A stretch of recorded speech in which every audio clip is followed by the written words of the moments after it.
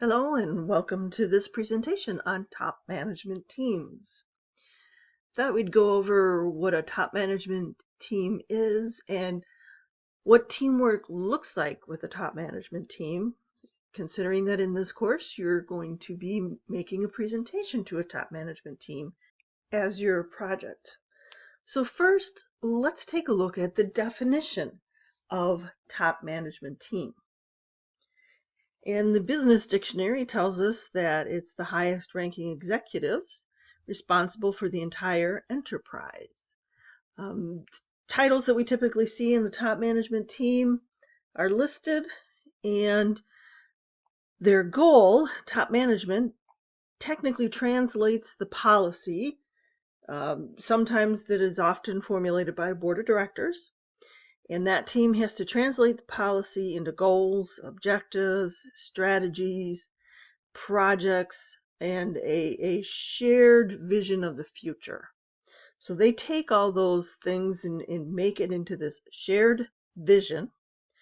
And unlike a lot of teams we see at work, the top management team's decisions affect everyone in the organization. It is held entirely responsible for the success or the failure of the organization. So they've got a lot of responsibility on their shoulders, and we would want them to work effectively as a team. So what are some of the challenges and skills that are needed to be an effective top management team? Well, we hear a lot in recent history about hiring a really expensive CEO to come in and save the day. We don't often see articles about how the top management team is going to save the day. You know, a recent example of that is Uber and how they kicked out their CEO because it was causing them a bad culture, sexual harassment culture. So some of the challenges are that they need to have a common direction, they need to have skills of interaction, and they need to be able to renew themselves. But often the leadership team is at best just a collection of strong individuals. They sometimes work at cross purposes. They have their own agendas, and actually working as a team is very difficult for top management teams. They face many problems, like finding the right people, matching the available skills to the job, learning to work together without taking time to craft roles.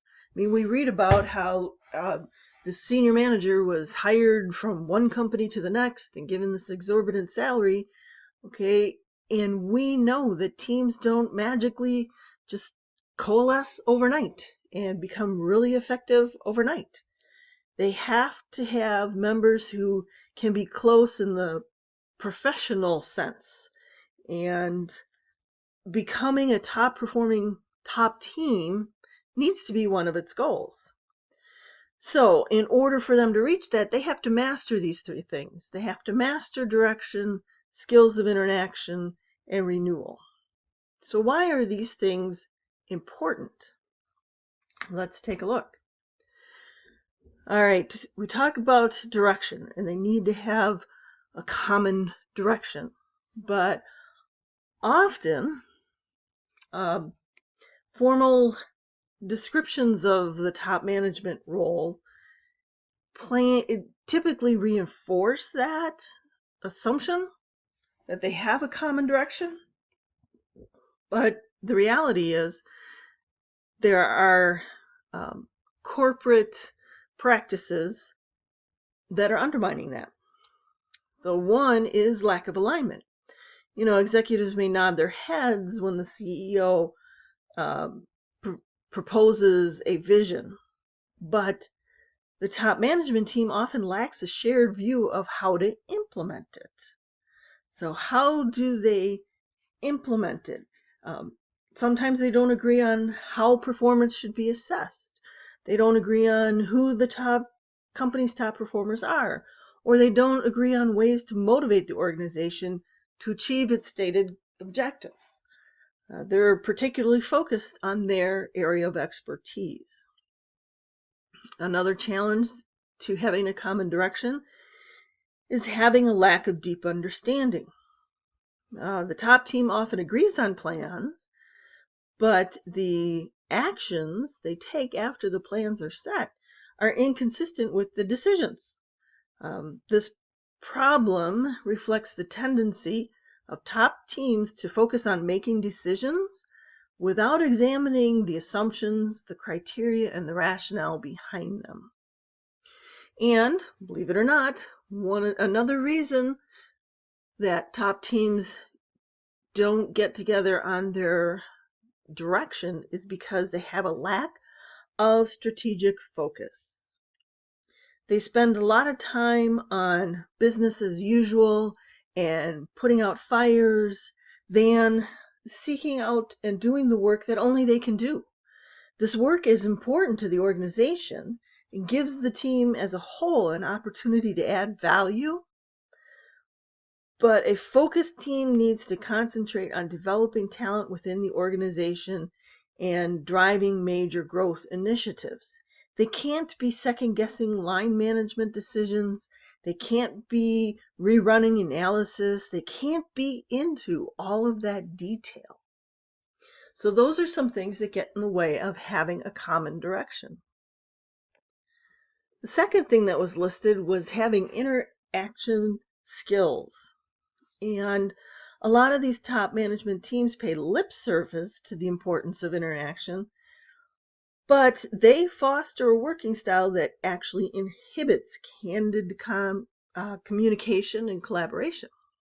So they have poor dialogue. The members of the team may spend a lot of time talking to one another, but they fail to communicate.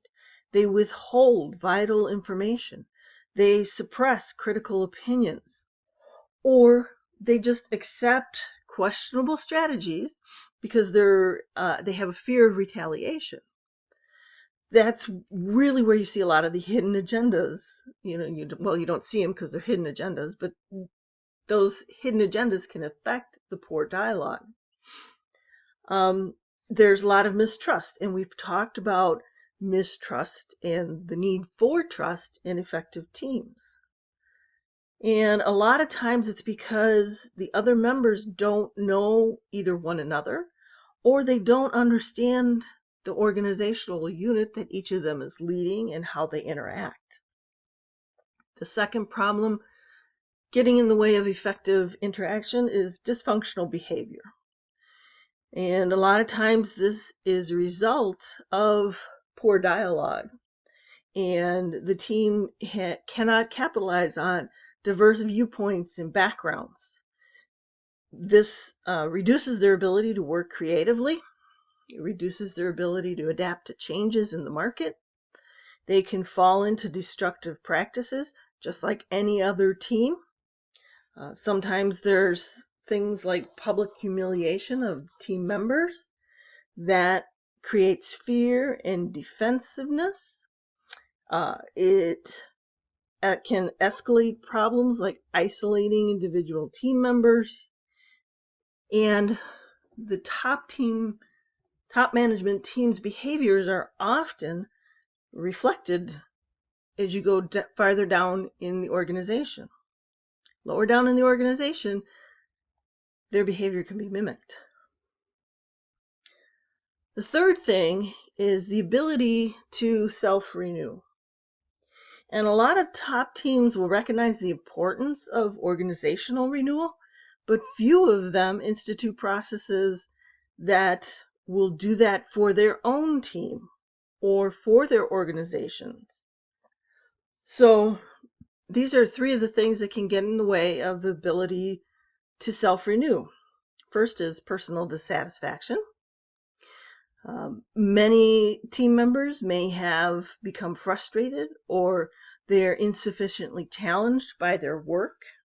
Even though they have apparently successful careers, they're no longer challenged, or they're frustrated. They ignore new sources of insight, of information. They ignore experiences that could push them out of their comfort zone. They engage in destructive politics behind the scenes. And they wind up not taking any calculated risks. Another thing that adds to their ability to not self-renew is what we call insularity. Top teams will rarely pay enough attention to information from outside their companies or their industries. This information could influence key strategic and organizational decisions.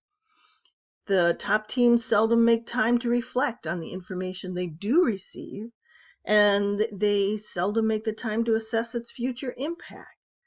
Lacking structured processes, they can't reflect upon the information from external resources, and that impacts their ability to set that strategic vision.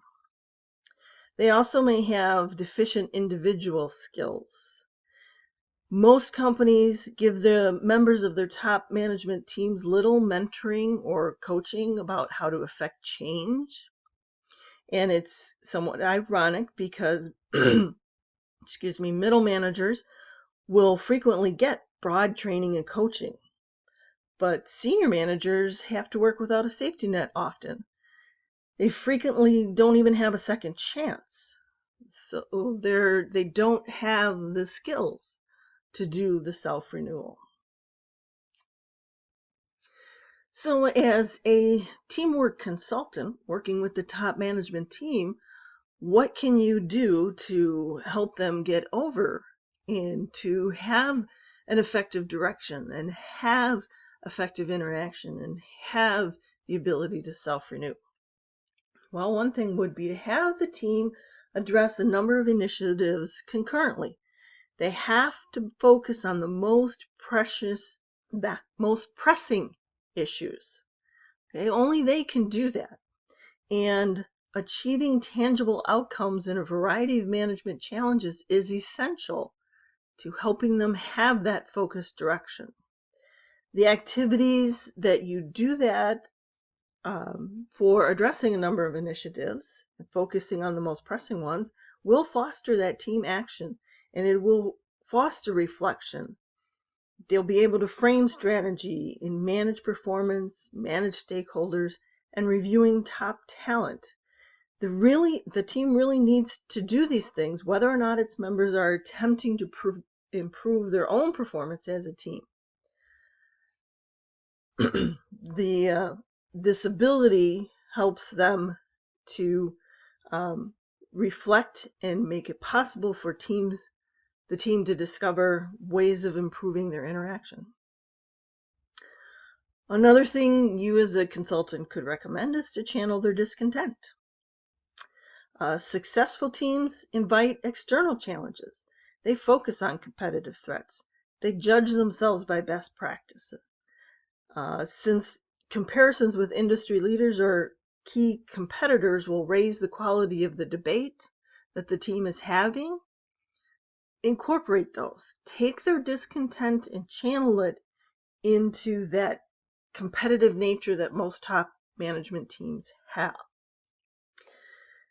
Minimizing outside intrusions is another important step to help a top management team become effective.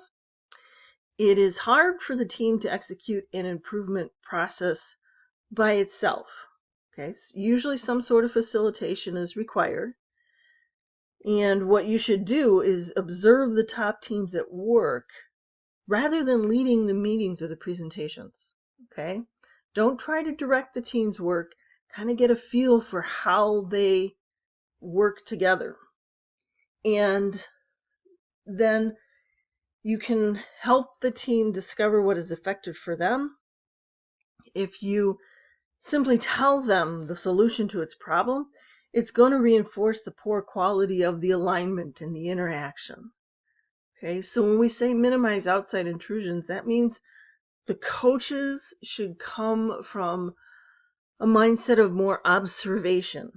You may have heard the expression of how you get somebody to accept something because they think it's their idea. It's kind of that kind of thing. And then lastly, encourage inquiry and reflection. The teams need to set enough time aside to analyze the root cause of problems. They need to use their business experience to draw lessons. And they need to facilitate team cycles of action and reflection, accelerating at the pace of change and making the process of discovery explicit can have a significant effect in as little as 3 months. So, as a consultant, if you can do those things with the top management team, they should be working more effectively by the time you're done working with them. As always, if you have any questions, please let me know.